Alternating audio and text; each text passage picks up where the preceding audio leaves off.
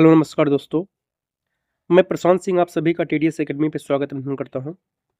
आज से हम लोग आधुनिक भारत स्टार्ट किए हैं, आधुनिक भारत का इतिहास, जिसमें आज जो पहला चैप्टर है हमारा भारत में यूरोपीय कंपनियों का आगमन। और यह जो है UPSC, UPPCS, assistant professor, GIC, GDC या अन्य कोई भी एग्जाम जहाँ पर भी आधुनिक भारत या इतिहास आपके सिलेबस में है, उस एग्जाम को ध्यान में रखते हुए प्री और मेंस दोनों अप्रोच में हम लोग पढ़ाई करेंगे। और यह जो पढ़ने-पढ़ाने का अप्रोच हमारा होगा, एग्जाम पॉइंट ऑफ व्यू से हम लोग पढ़ेंगे। एग्जाम में जैसे प्रश्न प्री में जैसे मेंस में प्रश्न आते हैं, उस अप्रोच में हम यहाँ पे पढ़ाई करेंगे। इधर-उधर की बातें ना करते हुए, समय ना ज़ाया करते हुए कमेंट पढ़ना या इधर-उधर की बातें करना, इन सबसे बचते हुए हम लोग पॉइंट वाइज़ पॉइंट जो है एग्जाम पॉइंट ऑफ व्यू से बात करेंगे कि पढ़ने-पढ़ाने का हमारा क्या स्मार्ट अप्रोच हो, कैसे हम प्री के साथ-साथ मेंस की भी तैयारी कर सकें। तो जिससे हमारी पूरा होलिस्टिक तैयारी हो सके, तो उसको ध्यान में रख के यह जो है सीरीज स्टार्ट किया गया है। और यह जो सीरीज होगा रैपिड रिवीजन के माध्यम से किया जाएगा और बहुत डिटेल में चीज़ों को विस्तार से नहीं बताया जाएगा, क्योंकि समय के अभाव में या कहीं-कहीं रैपिड रिवीजन में केवल जो है एग्जाम पॉइंट ऑफ व्यू से हम लोग डिस्कस करेंगे, जिससे आप एग्जाम में आप प्री चाहे मेंस हो उसको आप क्रैक कर सकें और सफलता हासिल कर सकें। ठीक है? तो आइए आज देखिए हम लोग क्या-क्या इस चैप्टर में हम लोग कंप्लीट करेंगे। तो इसमें जो पहला हमारा टॉपिक होगा वह यूरोपीय कंपनियों के आगमन के प्रमुख कारणों की बात करेंगे।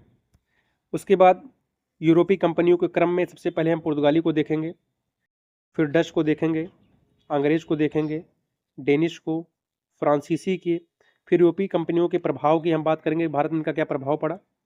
उसके बाद यूपीएससी, यूपीपीसीएस में जो मेंस में प्रश्न बनते हैं इस टॉपिक से, उन प्रश्नों को भी यहाँ पे समाहित किया गया है, जिसमें पहला जो प्रश्न होगा हमारा कि भारत में यूरोपीय कंपनियों के आगमन के कारणों का विश्लेषण कीजिए कि यूरोपीय कंपनियों जो भारत में आई उनके क्या कारण रहे। दूसरा जो प्रश्न होगा हमारा, यूरोपीय शक्तियों के भारत आगमन के प्रभाव क्या रहे, कि उनके आने से भारत में क्या सामाजिक, आर्थिक, राजनीतिक क्या प्रभाव हुआ। और तीसरा जो प्रश्न होगा कि अंग्रेजों की सफलता के कारणों का आलोचनात्मक परीक्षण कीजिए, कि भारत में विभिन्न प्रकार की यूरोपीय शक्तियाँ जो है आई, लेकिन उसमें अंग्रेजों ने सफलता हासिल की, उसके पीछे क्या कारण रहे, उनका आलोचनात्मक परीक्षण यहाँ पे पूछा गया है। ठीक है? तो इस तरह हम लोग प्री और मेंस अप्रोच में जो है चीज़ों को कंप्लीट करेंगे। तो आइए रैपिड रिवीजन के माध्यम से जो हम शुरुआत करते हैं कि ऐतिहासिक क्रम की अगर हम बात करें, जो व्यापार हुआ करता था वो असल मार्ग से हुआ करता था। जो रेशम रूट था उसके माध्यम से व्यापार यूरोप और एशिया के बीच में हुआ करता था।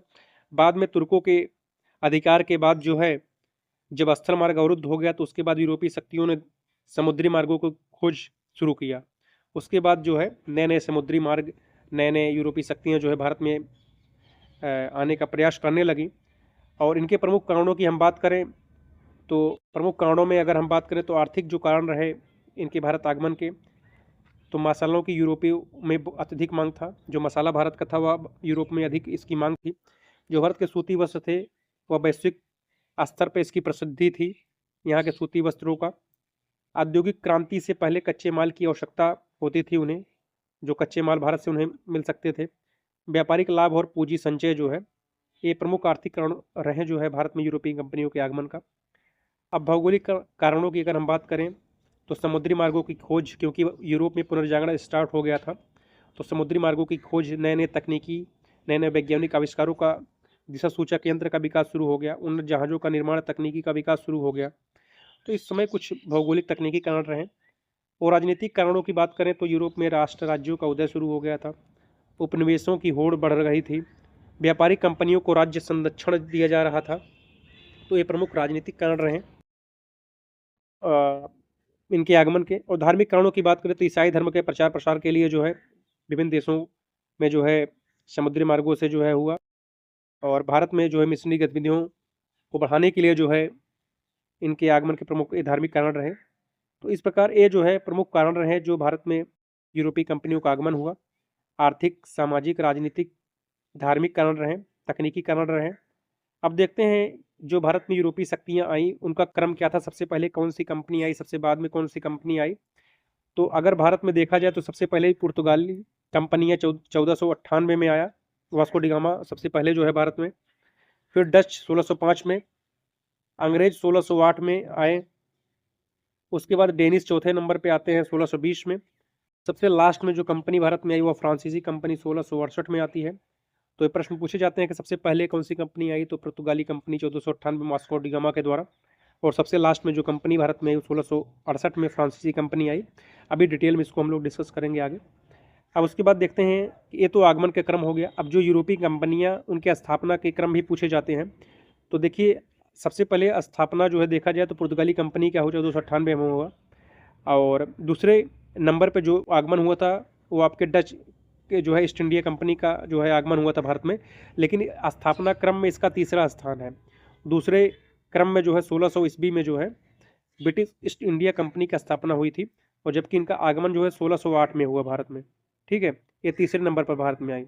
और दूसरे नंबर पे जो है डच ईस्ट इंडिया कंपनी। और पहले नंबर पे आपके आगमन पुर्तगाली कंपनी का हुआ, लेकिन स्थापना के क्रम में यहाँ पे तीसरे स्थान पे है डच और पुर्तगाली पहले पे। ठीक है, तो बस यहीं पे हेर फेर है आपके। उसके बाद डेनिस जो है 1616 में जो है इनका स्थापना होता है चौथे नंबर पे, और आगमन में भी इनका चौथा रहा है ना। तो स्थापना और आगमन दोनों में इनका चौथा स्थान रहा। और फ्रांसीसी पांचवें क्रम में इनका स्थापना हुआ 1664 में, लेकिन इनका आगमन भारत में 1668 में हुआ। ठीक है, ये जो है इनके स्थापना और आगमन के क्रम रहे भारत में। अब आइए देखते हैं, सबसे पहले पुर्तगाली जो कंपनी रही या पुर्तगाली जो रहे उनके आगमन देखते हैं। तो सबसे पहला जो प्रयास किया गया 1487 में बार्थोलोम्यू डियाज के द्वारा किया गया, जो केप ऑफ गुड होप तक ही आए, उसके बाद वापस लौट गए। तो पहला प्रयास किया गया किसके द्वारा, प्रश्न पूछा जाता है एग्जाम में। तो 1487 में बार्थोलोम्यू डियाज के द्वारा। दूसरा प्रयास जो सफल रहा 1498 में वास्को डी गामा जो है भारत पहुंचा, कालीकट पर जो है केप ऑफ गुड होते हुए, है ना। तो जो अफ्रीका है, दक्षिण अफ्रीका, वहाँ से होते हुए जो है ऐसे वह भारत पहुंचा था। ठीक है, और इसका जो सहायता किया था गुजराती यात्री अहमद इब्न मजीदी था।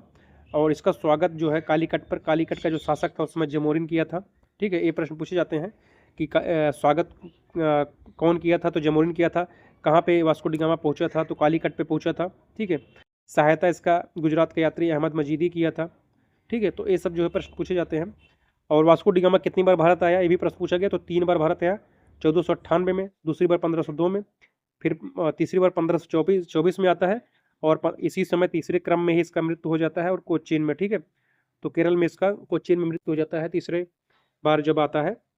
अब यूरोपीय कंपनियों की बात करें तो यह भारत में आने वाली प्रथम कंपनी रही, प्रथम यूरोपीय शक्ति रही, प्रथम यूरोपीय कंपनी रही, और सबसे बाद में जाने वाली कंपनी रही, है ना। तो इससे प्रश्न आता है कि सबसे पहले जो यूरोपीय कंपनी भारत में आई तो पुर्तगाली, सबसे बाद में जाने वाली कंपनी तो या पुर्तगाल रहे। ठीक है, तो ये जो है यूरोपीय के संबंध में हुआ। अब बात करते हैं कि जब यूरोपीय जो कंपनियों में पुर्तगाली भारत में आया तो उस समय पुर्तगाल के शासक कौन था, तो मैनुअल प्रथम था। और राजकुमार कौन था, हेनरिक द नेविगेटर था। इसने ही जो है समुद्री खोजों को बढ़ावा दिया। और भारत में बात करते हैं कि जिस समय वास्को डी गामा भारत आया या जिस समय पुर्तगाली भारत आया, उस समय भारत में, उत्तर भारत में किसका शासक था, तो दिल्ली सल्तनत था। दिल्ली सल्तनत में लोधी वंश का। और शासक की बात करें तो सिकंदर लोधी उस समय था। तो ऐसे प्रश्न आते हैं कि जिस समय पुर्तगाली या वास्को डी गामा भारत में आया तो किसका शासक था, तो दिल्ली सल्तनत का था। कौन सा वंश था, लोधी वंश था। और कौन सा शासक था, तो सिकंदर लोधी था। और विजयनगर साम्राज्य की बात करें तो उसमें नरसिंह द्वितीय जो है, जो सालू वंश का था, है ना, नरसिंह द्वितीय उसका शासन था। और गुजरात में महमूद बेगड़ा का शासक था। ठीक है, तो ये सब प्रश्न पूछे जाते हैं कि जब पुर्तगाली भारत में आए। और इनके प्रमुख केंद्रों की बात करें तो प्रमुख केंद्र कोचीन केरल था, जो 1503 में स्थापना हुआ। द्वितीय केंद्र कन्नूर केरल 1505 में। गोवा जो है 1510 में राजधानी बनाया गया इनके द्वारा। दीव, दमन, बशीन और अन्य के प्रमुख केंद्र हैं। ठीक है, प्रमुख पुर्तगाली गवर्नर की बात करते हैं तो फ्रांसिस्को डी अल्मीडा या प्रथम गवर्नर रहा। और 1505 में इसका आगमन हुआ।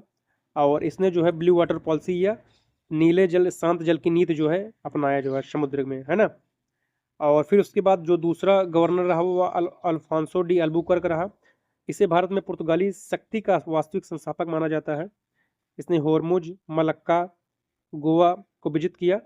और गोवा को जो है बीजापुर शासक यूसुफ शाह से जो है जीता। ठीक है, और कोचीन को जो है केंद्र बनाया इसने।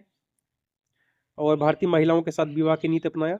सती प्रथा पर रोक का प्रयास किया। ठीक है, तो ये जो है अल्फांसो डी अल्बुकर्क से हो गया। और अगला जो गवर्नर था जो है नीनो दी कुना, इससे जो महत्वपूर्ण प्रश्न आते हैं कि इसने गोवा को राजधानी बनाया, है ना, और जबकि गोवा को अल्बुकर्क ने जो है विजित किया था यूसुफ शाह से जो है, ठीक है। तो बीजापुर के शासक यूसुफ शाह से 1510 में जो है जीता था अल्बुकर्क ने, और नीनो दी कुन्हा इसको राजधानी बनाया, ठीक है। अब प्रशासनिक व्यवस्था की बात करें तो अल्बुकर्क ने आक्रामक उपनिवेश नीति अपनाई थी, स्थानीय महिलाओं से विवाह को प्रोत्साहन किया था, शक्तिशाली नौसेना का विकास। अब इनके योगदान की बात करें तो भारत में यूरोपीय उपनिवेश का नींव जो है पुर्तगाली के द्वारा डाला गया।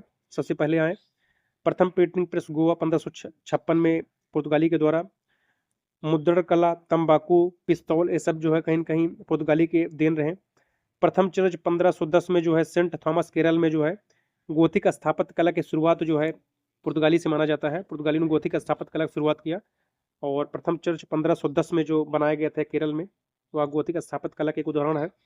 और ईसाई मशीनरों का आगमन इन्हीं के समय हुआ, और जो प्रथम पादरी था जो है सेंट फ्रांसिस जेवियर था जो है ना, इस चर्च का, ठीक है।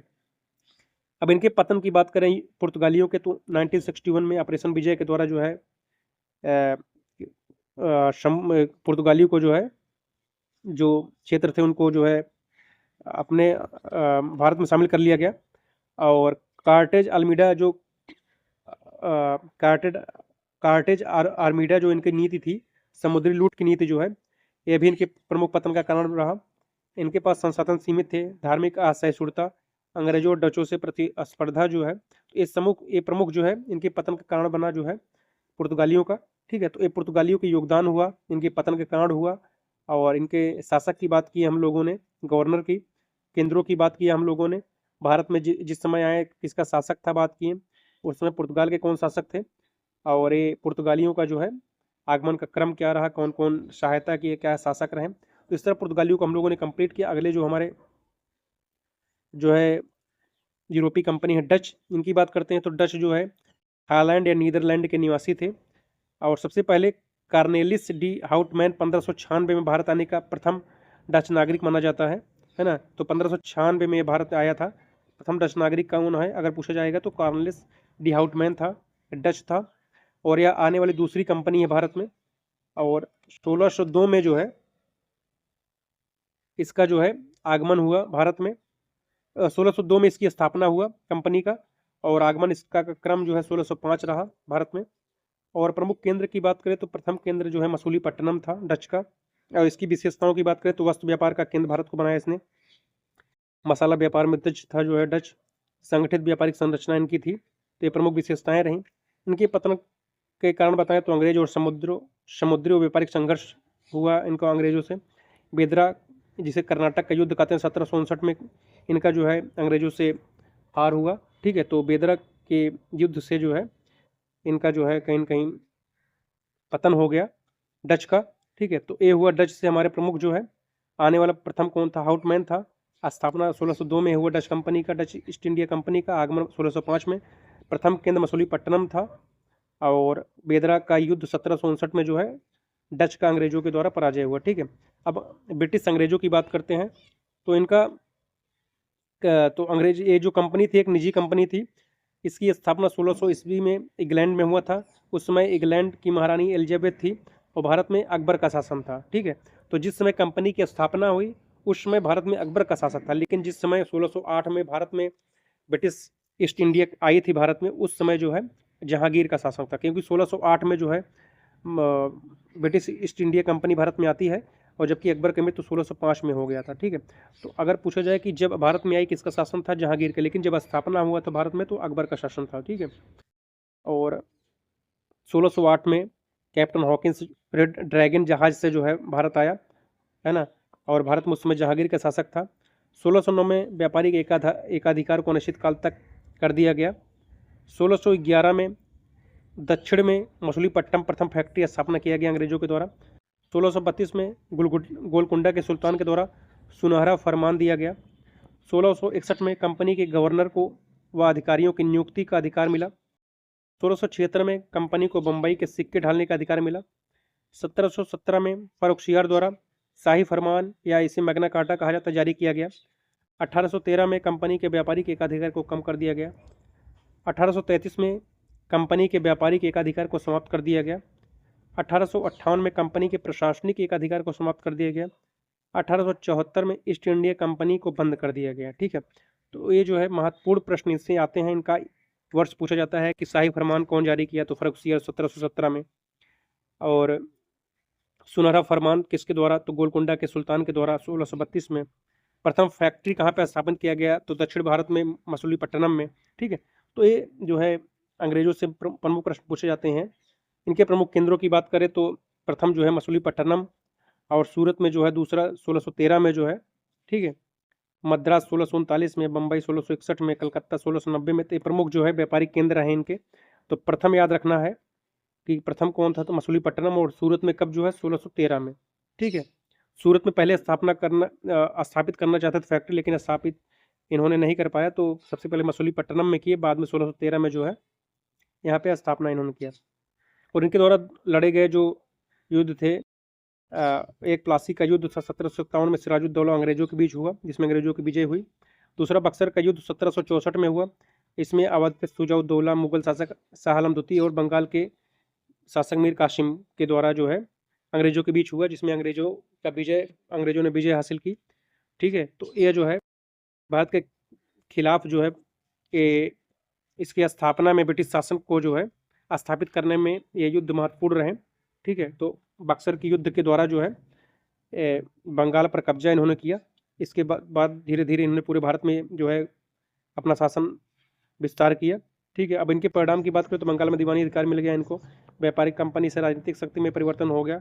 जो ब्रिटिश ईस्ट इंडिया कंपनी एक व्यापारिक कंपनी थी, वो एक प्रशासनिक या राजनीतिक शक्ति के रूप में परिवर्तित हो गया। अब आइए इसके बाद हम लोग डेनिस की बात करते हैं। डेनिस कंपनी चौथे नंबर पर आती है भारत में। इसकी स्थापना 1616 में हुआ था, आगमन 1620 में हुआ। और 1620 में प्रथम फैक्ट्री ट्रैंकोवर में तमिलनाडु में स्थापित किया गया। 1676 में द्वितीय फैक्ट्री जो है श्रीरामपुर बंगाल में। 1845 में अंग्रेजों को सभी फैक्ट्री बेचकर ये चले गए। ठीक है, तो ये जो है डेनिस से प्रमुख रहे। बस इसके बाद हम लोग फ्रांसीसी की बात करते हैं। तो फ्रांसीसी की कंपनी की स्थापना फ्रेंच ईस्ट इंडिया कंपनी के 1664 में हुआ। और उस समय लुई 14 जो है लुई 14 जो है वहाँ के राजा थे। वित्त मंत्री कोलबर्ट थे। और इनका आगमन 1668 में हुआ भारत में सबसे अंत में। ठीक है, और इनके प्रमुख केंद्र की बात करें तो प्रथम फैक्ट्री इन्होंने सूरत में 1668 में फ्रैंको कैरो के नेतृत्व में। द्वितीय फैक्ट्री मसूलीपट्टनम 1669 में। और 1674 में फ्रैंकोइस मार्टी ने पांडिचेरी की स्थापना की। 1690 में चंद्रनगर बंगाल में इन्होंने स्थापना किया अपना प्रमुख केंद्र। माही कराइकल यहाँ इस समय इनका जो है प्रमुख व्यापारिक केंद्र बने। ठीक है, और 1742 में डुप्ले जो है फ्रांसीसी गवर्नर जो है नियुक्त हुआ, जो साम्राज्य विस्तार सहायक संधि को भारत में लागू करने वाला प्रथम जो है गवर्नर माना जाता है ना। तो सहायक संधि वेलेजली को विख्यात है सहायक संधि के जो है, लेकिन सहायक संधि को पहली बार भारत में किसके द्वारा तो लाया गया है, डुप्ले के द्वारा। ठीक है, एक फ्रांसीसी गवर्नर था, है ना, जो 1742 में भारत में आया। और संघर्ष की बात करें तो अंग्रेजों के द्वारा कर्नाटक का युद्ध हुआ, जिसमें फ्रांसीसियों का जो है पराजय हुआ। पहली जो युद्ध 1748 में एक्सलासापेल की संधि के द्वारा प्रथम कर्नाटक युद्ध समाप्त हुआ। और द्वितीय कर्नाटक युद्ध जो है 1754 में पांडिचेरी की संधि के साथ। और 1760 में वांडीवाश का युद्ध हुआ, जिसमें ब्रिटिशों का विजय हुआ, फ्रांसीसियों का पराजय हुआ। तो इस तरह ये यूरोपीय शक्तियों के आगमन कम रहा और उनके जो है विस्तार हुए, उनके कंपनियों की बात हुई। ठीक है, अब इनके हम प्रभाव देखते हैं कि यूरोपीय कंपनियों के आगमन का प्रभाव। ठीक है, तो आर्थिक प्रभाव की बात करें तो भारतीय हस्तशिल्प का उद्योग का पतन हुआ। यहाँ पे धन निकास का सिद्धांत जिसे दादा भाई नौरोजी ने दिया है, डेन वेल्थ ऑफ थ्योरी। कृषि का व्यापारीकरण हुआ, एक तरफा व्यापार जो है व्यवस्था शुरू हो गया। राजनीतिक प्रभाव की बात करें तो मुगल साम्राज्य का पतन हो गया। देशी राज्यों का निर्भरता जो है बढ़ी, जो है ब्रिटिश औपनिवेशिक शासन की स्थापना हुई। ठीक है, सामाजिक सांस्कृतिक प्रभाव की बात करें तो पश्चिमी शिक्षा प्रणाली का विकास हुआ, आधुनिक न्याय और प्रशासन का विस्तार हुआ, ईसाई मशीनरों की गतिविधियों का विस्तार हुआ। ऐतिहासिक महत्व की बात करें तो भारत का वैश्विक पूंजीवादी व्यवस्था में प्रवेश हुआ, औपनिवेशिक शोषण की शुरुआत हुआ, आधुनिक भारत की आधारशिला का जो है रखी गई। ठीक है, और निष्कर्ष की बात करें तो भारत में यूरोपीय कंपनियों के आगमन केवल एक व्यापारिक घटना नहीं थी, बल्कि इसने भारत के आर्थिक, राजनीतिक और सामाजिक ढांचे को गहराई से प्रभावित किया। प्रारंभिक व्यापारिक संपर्क अंततः ब्रिटिश साम्राज्यवाद में परिवर्तित हो गया। ठीक है, तो ये जो है यूरोपीय शक्तियों के आगमन कम रहा। अब देखते हैं कि जो प्रश्न आते हैं उनका क्या अप्रोच होगा, हमारा क्या स्ट्रक्चर होगा, कैसे हम लोग लिखेंगे। ठीक है, तो जो पहला प्रश्न है हमारा कि भारत में यूरोपीय कंपनियों के आगमन के कारण क्या रहे हैं, ठीक है, उनका विश्लेषण कीजिए। तो सबसे पहले हम लोग यहाँ पे इंट्रो में क्या लिखेंगे कि 15वीं-16वीं शताब्दी में यूरोप में पुनर्जागरण, भौगोलिक खोज, व्यापारिक पूंजीवाद के विकास के साथ एशिया विशेषकर भारत यूरोपीय शक्तियों के आकर्षण का केंद्र बना। भारत में यूरोपीय कंपनियों का आगमन मुख्यतः व्यापारिक उद्देश्यों से हुआ, जो धीरे धीरे राजनीतिक प्रभुत्व में बदल गया। ठीक है, तो ये हमारा इंट्रो होगा, प्रस्तावना। फिर उसके बाद मेन बॉडी में हम लोग लिखेंगे कि भारत में हेडिंग डालेंगे, भारत में यूरोपीय कंपनियों के आगमन के कारण क्या रहे। इसमें पहला आर्थिक कारण, आर्थिक कारण रहा कि भारत मसालों, सूती वस्त्र, रेशम, नील का प्रमुख उत्पादक था। यूरोप में भारतीय वस्त्रों की अत्यधिक मांग थी। मध्यस्थ व्यापार, अरब तुर्क व्यापारी से बचकर सीधा व्यापार करना चाहते थे, जो है यूरोपी जो है वो थे। और 18वीं शताब्दी में विश्व के औद्योगिक उत्पादन में भारत की हिस्सेदारी लगभग 25% थी। तो ये जो है कुछ डेटा भी हम डालेंगे, मतलब वहाँ पे डालेंगे उस समय कि 18वीं शताब्दी में जो विश्व का औद्योगिक उत्पादन था उसमें भारत की हिस्सेदारी कितनी थी, तो लगभग 25% थी। ठीक है, और अगला कारण क्या था कि भौगोलिक खोजें और समुद्री मार्ग। 1498 में उसको डिगामा कालीकट का आगमन हुआ। कालीकट पर केप ऑफ गुड मार्ग से एशिया तक सीधे संपर्क हो गया जो है।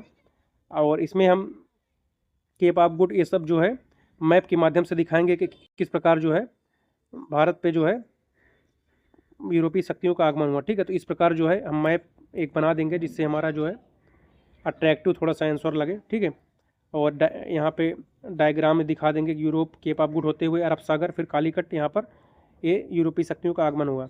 और तकनीकी और नौसैनिक श्रेष्ठता भी रही, कंपास, एस्ट्रोलैब, उन्नत जहाज, तोपों बारूदों का प्रयोग। ठीक है, तो ये सब जो है प्रमुख कारण रही यूरोपीय कंपनियों का आगमन का। ठीक है, और धार्मिक वैचारिक कारणों की बात करें, ईसाई धर्म का प्रचार है ना, वाइट्समैन बर्डन थ्योरी है ना, जो गोरी लोग थे अपने को जो है शुद्ध या अधिक श्रेष्ठ मानते थे। यूरोपीय व्यापारिक कंपनियों के आगमन का क्रम रहा। ठीक है, और तो इस तरह जो है ये प्रमुख कारण रहे। और निष्कर्ष के तौर पे हम लिखेंगे कि इस प्रकार भारत में यूरोपीय कंपनियों का आगमन आर्थिक लाभ, तकनीकी श्रेष्ठता और भारत की राजनीतिक अस्थिरता का संयुक्त परिणाम था, जिसने आगे चलकर औपनिवेशिक शासन का मार्ग प्रशस्त किया, है ना। क्योंकि उसमें कहीं कहीं जो हमारा जो भारत का परिदृश्य था वो कहीं न कहीं कमज़ोर हो रहा था, जो एकात्मक शासन थी, है ना।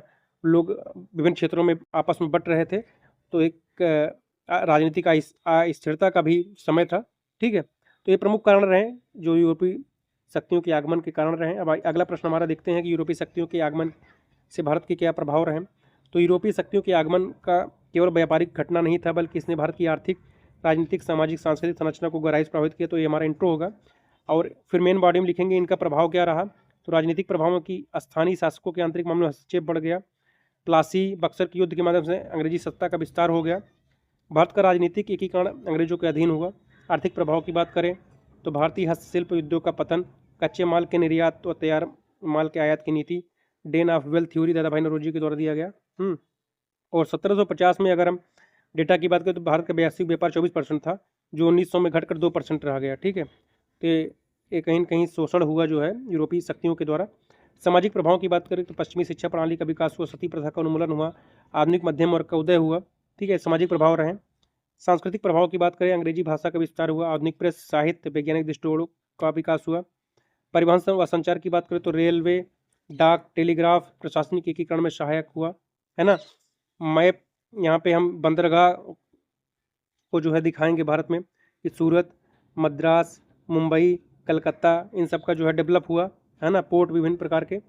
और निष्कर्ष में लिखेंगे कि यूरोपीय शक्तियों के आगमन से भारत को आधुनिक संस्थाएं अवश्य मिली, परंतु आर्थिक शोषण और राजनीतिक अधीनता की इसकी भारत की कीमत चुकानी पड़ी, है ना, जिसने राष्ट्रीय आंदोलन को जन्म दिया। तो इस प्रकार ये निष्कर्ष होगा हमारा।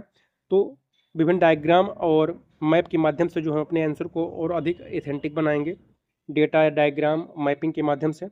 अगला जो प्रश्न है हमारा कि अंग्रेजों की सफलता के कारण का आलोचनात्मक परीक्षण कीजिए। ठीक है, तो भारत में अनेक यूरोपीय शक्तियों के होते हुए भी अंततः अंग्रेजों को प्रभुत्व स्थापित होना एक ऐतिहासिक संयोग नहीं, बल्कि एक सुविचारित रणनीतियों का परिणाम था। इसमें सफलता के कारणों की बात करें तो पहला, व्यापार से सत्ता तक की नीति। प्रारंभ में केवल व्यापारी, बाद में धीरे धीरे राजनीतिक हस्तक्षेप बढ़ गया। ठीक है, व्यापार से सत्ता तक की नीति इनकी रही। प्रारंभ में केवल व्यापारी थे, धीरे धीरे राजनीतिक हस्तक्षेप बढ़ा। और भारतीय शासकों की कमजोरी थी आपसी संघर्ष, मराठा नवाब निजाम, दूरदर्शिता का अभाव था इनमें। सैन्य श्रेष्ठता थी अंग्रेजों की, प्रशासनिक सेना, आधुनिक हथियार, भारतीय सिपाहियों का उपयोग इन्होंने किया। कूटनीतिक नीतियों की बात करें तो फूट डालो राज करो, सहायक संधियां, ये सब जो है अंग्रेजों की सफलता का प्रमुख कारण है, जो बेलजोर का शुरुआत किया गया। ठीक है, तो इस प्रकार डायग्राम में हम लोग भारतीय फूट, अंग्रेजी कूटनीति, सैन्य विजय, प्रशासनिक नियंत्रण, ये सब दिखा देंगे। आर्थिक शक्ति की बात करें, कंपनी को ब्रिटिश संसद का समर्थन मिला, अस्थायी राजस्व व्यवस्था का शुरुआत किया गया। वैचारिक समर्थन की बात करें तो सभ्य बनाने का इनका मिशन, व्हाइट मैन बर्जन थ्योरी, कानून और प्रशासनिक सुधार किया गया। आलोचनात्मक पक्ष की बात करें तो अंग्रेजी सफलता केवल श्रेष्ठता नहीं बल्कि भारतीय राजनीतिक विघटन का भी परिणाम माना जाता है।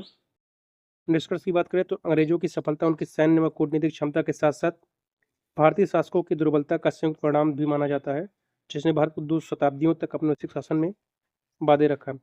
तो इस प्रकार जो है हम लोगों ने आधुनिक भारत में आज जो है पहला चैप्टर भारत में यूरोपीय कंपनियों के आगमन को जो है कंप्लीट किया। तो इस तरह पढ़ने पढ़ाने का अप्रोच हमारा एग्जाम पॉइंट अभी बेहतर लग रहा हो तो आप लोग लाइक शेयर सब्सक्राइब करें, टीडीएस एकेडमी को अधिक से अधिक लोगों को शेयर करें। बहुत बहुत धन्यवाद।